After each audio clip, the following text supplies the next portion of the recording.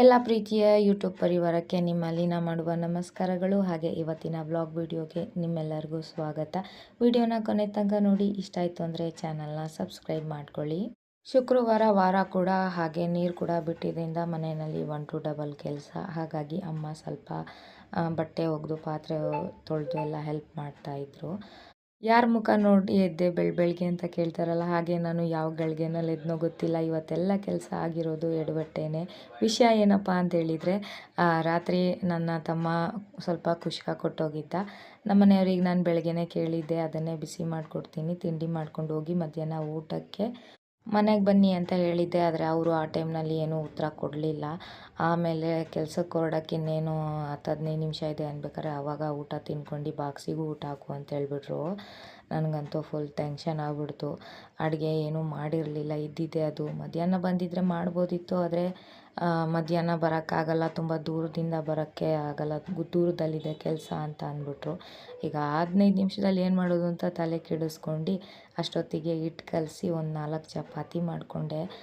ಲಡಿಸ್ಬೇಕಾದ್ರೆ ಕೈ ತುಂಬ ನೋವ್ತಾ ಇತ್ತು. ಆದರೆ ಏನು ಮಾಡೋದು, ಅಮ್ಮಂಗೆ ಹೇಳೋಣ ಅಂದರೆ ಅಮ್ಮ ಕೂಡ ನೀರು ಬೇಗ ನಿಲ್ಲಿಸ್ಬಿಡ್ತಾರಲ್ವ, ಹಾಗಾಗಿ ಅವರು ಕೆಲಸದಲ್ಲಿ ಬ್ಯುಸಿ ಇದ್ದರು. ಅವ್ರನ್ನ ಡಿಸ್ಟರ್ಬ್ ಮಾಡೋದು ಬೇಡ ಅಂಥೇಳಿ ಹೇಗೇಗೋ ಅರ್ಜೆಂಟಲ್ಲಿ 4 ಚಪಾತಿ ಬಿಸಿ ಮಾಡಿದೆ. ಹಾಗೆ ರಾತ್ರಿ ಮಾಡಿದ್ದು ಹಾಗಲಕಾಯಿ ಪಲ್ಯ ಇತ್ತು.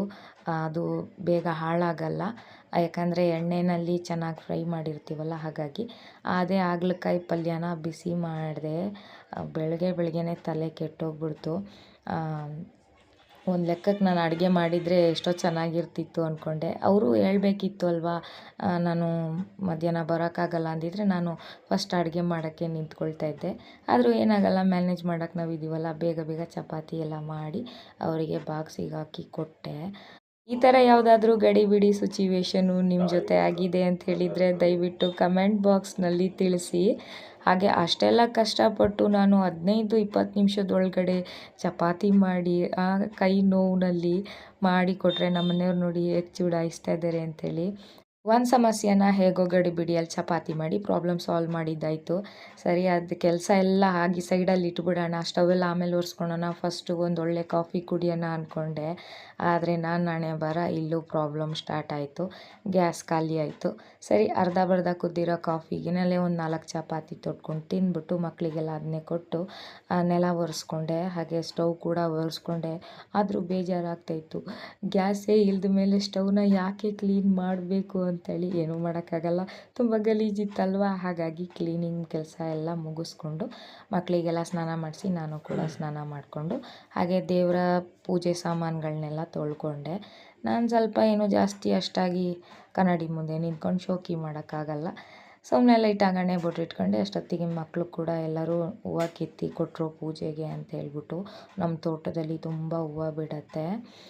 ಮತ್ತು ಅಲ್ಲಿಂದ ನಾವು ದೇವ್ರನ್ನ ಜೋಡಿಸೋ ಅಂತ ಇದು TV ಸ್ಟ್ಯಾಂಡು, ಅದರಲ್ಲೇ ದೇವ್ರನ್ನ ಜೋಡಿಸ್ಕೊಳ್ತೀವಿ. ಯಾಕಂದರೆ ನಮ್ಮ ಮನೆಯಲ್ಲಿ TV ಇಲ್ಲ. ಹೋದ ಸರಿ ವಿಡಿಯೋದಲ್ಲಿ ಯಾರೋ ಕೇಳಿದ್ದೀರಾ, ನೀವು ರಾತ್ರಿ ಹೊತ್ತಲ್ಲಿ ಹೇಗೆ ಟೈಮ್ ಪಾಸ್ ಮಾಡ್ತೀರಾ, ನೀವು ಸೀರಿಯಲ್ ಏನೂ ನೋಡೋದಿಲ್ವಾ, ನಿಮ್ಮ ಮನೆಯಲ್ಲಿ TV ಇಲ್ವಾ ಅಂಥೇಳಿ.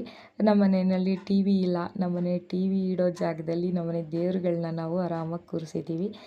ನಾವು ಕಳಸದ ನೀರಿನಲ್ಲಿ ಸ್ವಲ್ಪ ಅರಿಶಿನ ಕುಂಕುಮ ಒಂದು ಹೂವು ಇಟ್ಟು ಅದರ ಮೇಲೆ ಮಾವಿನ ಎಲೆ ಅಥವಾ ಎಲೆನ ಇಟ್ಟು ಕಳಸ ಜೋಡಿಸ್ಕೊಳ್ತೀವಿ.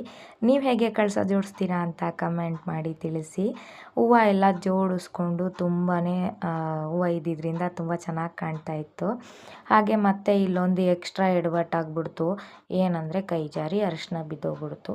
ಮತ್ತು ಇದನ್ನೆಲ್ಲ ತೆಗೆದು ಬಾಚಿ ಆ ಜಾಗನ ಮತ್ತೆ ಕ್ಲೀನಾಗೆ ಒರೆಸ್ಕೊಂಡೆ. ಯಾಕೋ ಗೊತ್ತಿಲ್ಲ, ಇವತ್ತೆಲ್ಲ ಉಲ್ಟಾ ಪಲ್ಟಾನೇ ನಡೀತಾ ಇದೆ. ಅದು ಯಾಗೋ ಇರಲಿ ಅಂಥೇಳಿ ಮೊದಲು ದೀಪ ಹಚ್ಕೊಂಡು ಹಾಗೆ ತುಳಸಿ ದೇವಿಗೆ ಪೂಜೆ ಮಾಡಿಕೊಂಡು ಹೊಸಲು ಪೂಜೆ ಮಾಡಿ ಮನೆ ಒಳಗಡೆನೂ ಪೂಜೆ ಮಾಡಿದೆ. ಮಕ್ಕಳೆಲ್ಲರೂ ಇವತ್ತು ತುಂಬ ಖುಷಿಯಿಂದ ಪೂಜೆ ಮಾಡಿದರು. ಇವತ್ತು ಮೊಹರಂ ಹಬ್ಬ ಇರೋದ್ರಿಂದ ಅವರಿಗೆ ಸ್ಕೂಲ್ನಲ್ಲಿ ರಜಾ ಕೊಟ್ಟಿದ್ದರು. ಬಾಳೆಹಣ್ಣು, ಸಕ್ಕರೆ, ಹಾಲು ಹಾಕಿ ದೇವರಿಗೆ ನೈವೇದ್ಯ ಮಾಡಿದ್ವಿ. ಬ್ರಹ್ಮ ಮುರಾರಿ ಸುರಾರ್ಜಿತಲಿಂಗಂ ನಿರ್ಮಲ ಭಾಷಿತ ಶೋಭಿತಲಿಂಗಂ ಜನ್ಮಜ ದುಃಖ ವಿನಾಶಕಲಿಂಗಂ ತತ್ಪ್ರಣಮಾಮಿ ಸದಾ ಶಿವಲಿಂಗಂ ದೈವ ಮುನಿ ಪ್ರವರಾರ್ಚಿತಲಿಂಗಂ ಕಾಮದಹನ ಕರುಣಾಕರಲಿಂಗಂ ರಾವಣ ದರ್ಪ ವಿನಾಶಕಲಿಂಗಂ तत्प्रणमामि सदा शिवलिङ्गम् सर्वसुगन्धलेपितलिङ्गं बुद्धिविवर्धनकारणलिङ्गं सिद्धसुरासुरवन्दितलिङ्गं तत्प्रणमामि सदा शिवलिङ्गम् कनकमहामणिभूषितलिङ्गं पणिपतिवेष्टितशोभितलिङ्गं दक्षसुयज्ञविनाशनलिङ्गं तत्प्रणमामि सदा शिवलिङ्गम् कुङ्कुमचन्दनलेपितलिङ्गं पङ्कजहारसुशोभितलिङ्गं सञ्चितपापविनाशनलिङ्गं तत्प्रणमामि सदा शिवलिङ्गम् देवगणार्चितसेवितलिङ्गं भावैभक्तिभिरेव च लिङ्गं दिनकरकोटिप्रभाकरलिङ्गं तत्प्रणमामि सदा शिवलिङ्गम् अष्टदोळोपरिवेष्टितलिङ्गं सर्वसमुद्भवकारणलिङ्गम् अष्टदरिद्रविनाशनलिङ्गं तत्प्रणमामि सदा शिवलिङ्गम् सुरगुरुसुरवरशोभितलिङ्गं सुरवनपुष्पसदार्चितलिङ्गं परमपदं परमात्मकलिङ्गं तत्प्रणमामि सदा शिवलिङ्गम् ನನಗೆ ಬೇರೆಯವ್ರ ಥರ ಎಲ್ಲ ಉಪವಾಸ ಇದ್ದು ಪೂಜೆ ಮಾಡೋಕ್ಕಾಗಲ್ಲ, ಕೈಕಾಲು ನಡ್ಕ ಸ್ಟಾರ್ಟ್ ಆಗಿಬಿಡುತ್ತೆ. ನಾನು ಪೂಜೆ ಮುಗಿಸೋ ತನಕ 2 ಗಂಟೆ ಆಗಿಬಿಟ್ಟಿತ್ತು. ಮತ್ತು ಹೊಟ್ಟೆ ಚೂರು ಚೂರು ಅಂತ ಇತ್ತು. ನೋಡಿದರೆ ಗ್ಯಾಸ್ ಇಲ್ಲ, ಏನೂ ಅಡುಗೆ ಮಾಡೋಕ್ಕೆ ವ್ಯವಸ್ಥೆ ಇಲ್ಲ. ಹಾಗಾಗಿ ನಮ್ಮ ಪುಣ್ಯಕ್ಕೆ ರಾತ್ರಿ ಇದು ಅನ್ನ ಇತ್ತು, ಅದನ್ನು ಕ್ಲೀನಾಗಿ ನೀರಲ್ಲಿ ತೊಳ್ಕೊಳ್ತಾ ಇದ್ದೆ. ಅಷ್ಟೊತ್ತಿಗೆ ಲೈಟಾಗಿ ಮಳೆ ಉದ್ರಕ್ಕೆ ಸ್ಟಾರ್ಟ್ ಆಯಿತು. ಒಗ್ದಿರೋ ಅಂಥ ಬಟ್ಟೆಗಳನ್ನೆಲ್ಲ ಬೇಗ ಬೇಗ ತೆಗ್ದು, ಈ ಬಿಸಿಲು ಬರುತ್ತೆ ಹೋಗುತ್ತೆ, ಮಳೆ ಬರುತ್ತೆ ಹೋಗುತ್ತೆ, ಈ ತಲೆ ಬಿಸಿನೇ ಬೇಡ ಅಂಥೇಳಿ ಎಲ್ಲ ಬಟ್ಟೆನೂ ತೆಗೆದ್ಬಿಟ್ಟು ನಮ್ಮ ಮನೆ ಮುಂದೆ ಇರೋ ಶೀಟ್ ಕೆಳಗಡೆ ಹಗ್ಗ ಕಟ್ಟಿದ್ದೀನಿ. ಎಲ್ಲ ಕ್ಲೀನಾಗಿ ಅಲ್ಲಿ ಬಟ್ಟೆನ ಚೆನ್ನಾಗಿ ಒಣಗಿಸ್ಬಿಟ್ಟು, ಆಮೇಲೆ ಈಗ ಯಾವುದಾದ್ರು ಟೆನ್ಷನ್ ಇರಲ್ಲ, ನೆಮ್ಮದಿ ಊಟ ಮಾಡ್ಬೋದು ಅಂಥೇಳಿ ತೊಳೆದಿಟ್ಟಿದ್ದಂಥ ಹಳೆ ಅನ್ನಕ್ಕೆ ನೀರು ಉಪ್ಪು ಹಾಕಿ ಚೆನ್ನಾಗಿ ಕಲಸಿ ಅದಕ್ಕೊಂದು ಒಳ್ಳೆ ಟಮಾಟೆದು ಹಸಿ ಗೊಜ್ಜು ಮಾಡಿಕೊಂಡು ನಾನು ನನ್ನ ಮಕ್ಕಳೆಲ್ಲ ತಿಂದ್ಕೊಂಡ್ವಿ. ಆಮೇಲೆ ಅಮ್ಮ ಬಂದರು. ನಾವು ಕರೆಕ್ಟಾಗಿ ಊಟ ಮಾಡಿರಲ್ಲ ಅಂತ ಅವ್ರಿಗೆ ಗೊತ್ತು. ಪಾಪ ಅಲ್ಲಿ ಇಲ್ಲಿಂದ ಸೌದೆ ಆರಿಸ್ಕೊಂಬಂದು ಒಲೆ ಹಚ್ಚಿದ್ರು. ನಾನು ಹೇಳಿದೆ ಗ್ಯಾಸ್ ತರಿಸ್ತೀನಿ ಬೇಡ ಅಂಥೇಳಿ, ಕೇಳಿಲ್ಲ.